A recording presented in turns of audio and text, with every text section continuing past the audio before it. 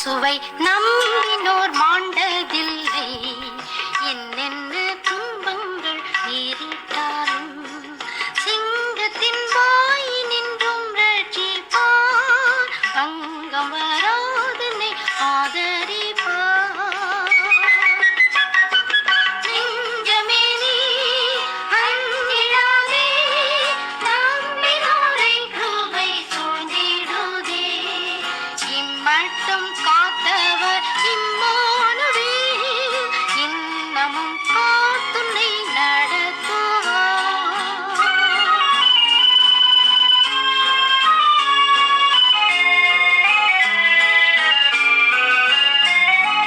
நாசியில் சுவாசமுள்ள மாந்தனை நம்புவதல்ல தம் ஆலோசனை.